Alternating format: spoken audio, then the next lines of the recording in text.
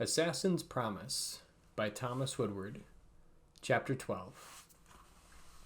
The house lay silent. Only a faint murmur could be heard from above the first floor of the building. Kane noted the house was well stocked, if somewhat disheveled in appearance. The kitchen had a generous pantry, sausages strung near the ceiling, hanging down in connected links. Breadstuffs could be seen packed tightly, a hard gray-white loaf laying on a cutting board, apparently having been recently sliced. Fresh vegetables had been gathered and were grouped together on another counter, baby carrots and small red potatoes popping into view as Kane entered the main kitchen area. Oddly, dust covers had been maintained on much of the furniture. Several couches past the kitchen into the living room seemed almost austere by comparison to the well-stocked kitchen. A painting graced the wall of the living room, depicting a dark-browed man who appeared to be posing for the portrait. A dark coat covered the man, and his head was capped by a strange hat foreign to these parts. It was divided in the center and elongated on the sides, before rising to twin points, almost horn-like in appearance. Other than the man's expression, the painting was otherwise unremarkable. It was similar to others of its kind that mimicked the current fashion among the nobility of the far coast. Kane let his eyes linger for a moment, then moved his gaze onward over the room. A large brass candelabra rested on a finely crafted wooden table of a particularly fine grain of dark wood. The table gave way to an entrance to a sitting room, complete with twin divans and a burgundy-dyed couch of unknown material. There was light fur that was wrapped around the legs of the couch that must have belonged to a great beast. A mammoth wooden contraption filled the rest of the space, a bronze pendulum swinging back and forth rhythmically behind an ornate glass-covered case. The large wooden casing was worked with silver inlay, and a deep garnet stripe ran its length, offsetting the almost ebony wood. Miniature bronze arms moved in a circular pattern across an ivory backdrop. The item clicked away, uncaring of the uninvited guest. The owner of the house clearly was a man of great wealth, although he managed to hide it well from the outer facade, no doubt intended to deter common footpads. Excited by the movement above, Kane continued his inspection of the ground floor. Moving silently back to the grand staircase that disappeared above, he stopped, waiting. One full breath, then two, passed without interruption. Silently, Kane continued to wait. Eventually, Kane felt motion again above him. He checked his weapon against his palm. He waited immobile, taut, like an arrow ready to be loosed. A near-silent shuffling brought a hard face into the gloom directly above him. Eyes like midnight peered down from the banister, a heavy polearm gripped tightly in the man's hand. He bore a young face, the man no more than 25 years old. His patterned doublet was plain in the dim light to Kane, marking him a simple house guard, although clearly trained. Kane remained totally still. The man appeared to be looking directly at him, but saw nothing, only shadows. A full breath longer, the man studied the base of the staircase before shuffling away. Kane exploded into a ragged breath, not wanting to even breathe earlier, lest he be detected. He knew his cloak was far from perfect as a disguise, but he had been trained in the absence of light. He held the advantage here. He unclenched his muscles and moved like water over steel as he crept up the staircase, eyes constantly searching. With exacting patience, he held himself rigid for a moment, then two, before releasing himself into a flurry of movement. Like a wraith, he flew forward, the dark shadow blade tightly clutched in his outstretched hand. He struck through metal, bone, and flesh in an instant, the glacial cold freezing the skin around it in a mesmerizing pattern of icicles that radiated outwards from the blow. The man did not even have time to scream, Kane's gloved hand smothering his mouth as he fell. Kane, assured his descent made no sound, quickly depositing the body into a side corridor. His vision swam for a moment as the body decayed before his eyes, aging horribly before decomposing into dust that covered the corridor like gray morning dew. The shadow blade assaulted his mind in waves before he could return it to its sheath. Frantically, he returned to his training, forcing his mind to picture an infinity knot rotating in time to distract himself from the onslaught. He could feel the air begin to blur, and sound was refracted back at him in oddly formed waves. Hypnotic, It still drove him to near madness before he crushed the blade back into its sheath. His body broke out in hives before the telltale chills hit him, moving from heat to ice and back again before the room stopped spinning around him. Paradoxical flashes of color appeared before vanishing again, strobing him in brief waves of agony. He felt himself stretch horribly before the effects passed, finally. Wiping away beads of ice on his forehead, he flowed forward. The empty hallway was silent and unlit by lamps. Kane could see a line of light under the doorway of the fifth door on the right, at the end of the hallway. Looking in the other direction briefly, Kane could see rooms stretching off into the gloom on the other side of the staircase. He had expected the guard. What he had not expected was to see only one. Unless... Breaking off mid-thought, Kane flattened himself against a side corridor. Breathing even, shallow breaths to muffle any sound, he waited. Curious. Nothing moved in the hall. Slowly, Kane stepped back into the hall, cloaked in shadow. Even a minor lord like Azran should have been better prepared against assassins. Perhaps the rest of his retainers were kept close at his side in the room with him. His presence here in this small town, in the heart of the desert, was itself a sign that his business in one of the 9 ring cities must have been compromised in some way. He was in hiding. There was no other reason he could be this far from the seat of power. Kane crept silently forward. The blood that had spattered onto the blade had risen to steam, but some remained on his heavy cloak and his gloved hand. He had chosen black garb to mask its presence.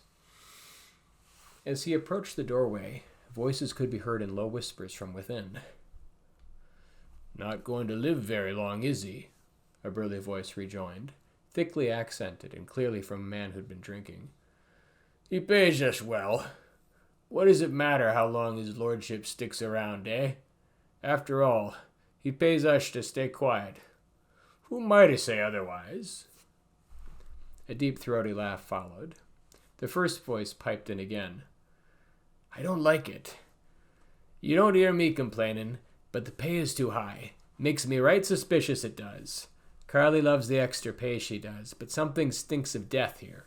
My gut tells it true, it does." The heavy voice rejoined quickly after, "You damn sissy! I should leave you here and take my extra pay to your Carly and see how she likes me then, eh?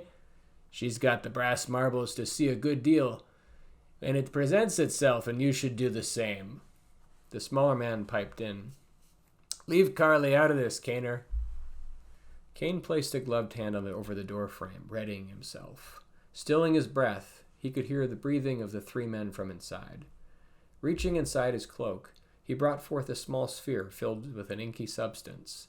Taking a last gulp of air, he splintered the door with a heavy blow, knocking it from its hinges. Shouts rose from the 2 men as they locked gazes with Kane. Then he dashed the sphere to the ground in front of them, pulling down the hood of his cloak. Noxious black smoke spilled from the broken shell immediately and rushed to fill the room, making sight nearly impossible. Kane swung out with his leg, dropping to a low crouch. He connected and heard a grunt as he saw a metal blade flash above him where he had stood just a moment ago. Cursing, one of the 2 guards stumbled and toppled over, spilling to the ground in a heap. Kane was already rising, poised to deliver a killing blow above his prey. A metallic click snapped behind him, and suddenly he was blinded by a glare coming from his left. Pulling himself backward instinctively, he dodged most of the blow, but his ribs blazed in pain where a bronze arm grazed him. The appendage shot back out of view with a hiss. Lurching from the blow, Kane barely steadied himself to avoid toppling over. A heavy cudgel came into his field of vision from his right, only muscle memory from his training saving him as he ducked beneath its arc. He could hear it whistle through the air. Grabbing desperately at his side, he reached for the scabbarded blade. Releasing it from the sheath let out a hiss, and a spray of steam as it was exposed to the air in black inky fumes. Shooting his arm forward before the other man could refocus the arc of his cudgel, he hamstringed the man, bringing him forth an inhuman shriek as the man's leg began to dissolve before his very eyes. Keeping his own eyes tightly shut to keep out the vile substance and to prevent the madness that would result from the shadow blade, he rolled onto his belly to the right, hoping his gas would move him away from danger. A spearhead rammed into the ground where his stomach had been, curses growing louder from the other man. An empty breastplate clattered metallically to the ground as the other man decomposed. Although Kane could not see, he heard maddening voices crying in anguish emanating from the alien blade in his hand. The voices grew to a piercing whine, the gibbering voices mad beyond all delusion, otherworldly and darkly beguiling. The spearhead landed again, closer this time. Flipping himself backwards, Kane dodged again, but his head was almost crushed like a melon as a gigantic metallic rod exploded into the wall above his head. The end of the rod stuck into the wall, and serpentine extensions of metal pushed out in all directions, almost like the groping hands of a blind man. Knocking the spearhead away with his forearm, Kane spun to his left, somersaulting away from another metallic tendril. Steam blasted through the room as black mist swirled madly about. Voices screamed in unintelligible fervor as the air began to warp in a circular pattern around him. Echoes of sound reached Kane before their source seemed to cause them. The spearhead fell again, inches closer. Ducking under another shooting bronze rod, Kane pushed backwards against the doorway and fell outwards into the hallway. A metallic chirping sounded before a wall of bronze spikes flew from the room outwards. Kane could see it before they reached him, slowing with shadow images as they came within feet of the shadow blade. Each spike left a darkly rotating contrail behind it in the air. Black ice crusted over his garb where Kane bled from blocking the spearhead. Outnumbered, Kane moved quickly through the hallway, catapulting himself over the banister as shouts followed him. Flipping through the air, Kane landed like a cat, quickening his pace further as he moved towards a window of the building. Smashing the glass out in one quick movement, he lifted himself up by gripping the upper edge of the window frame and kicked his legs forward to launch himself through the narrow opening. Kane landed in a roll, springing to his feet immediately and deftly ducking into a side alley before sprinting the 100 paces or so to the next intersection. Lowering the brim of his hat, he moved quickly but did not affect an air to cause alarm, smoothly slipping into the crowd of humanity on one of the main thoroughfares. Mind spinning, Kane covered his arm with a clenched hand to stem as much of the bleeding as he could from the spear wound. Luckily, the cut had not been deep, and his blood blended into the already dark garments he wore.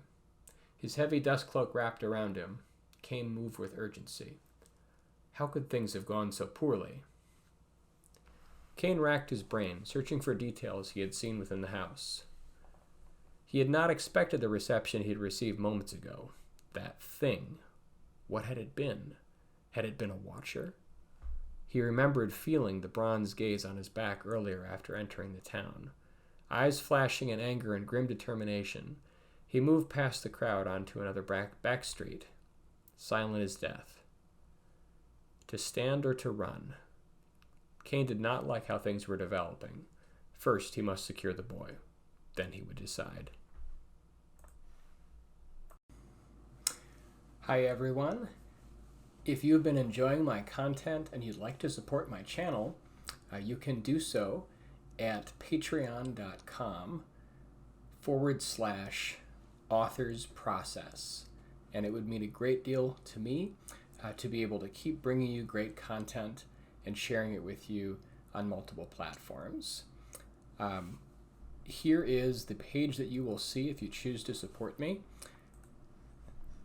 And on this page, you will be able to choose what membership level you could support at. Again, only if you choose to.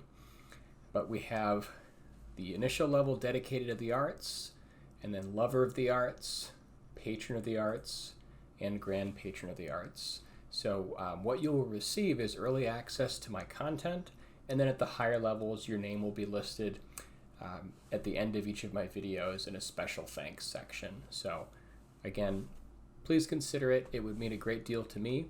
And thank you so much again. Even if you're unable to support monetarily, just viewing my content is great support as well. So thank you so much for being here, and I appreciate you.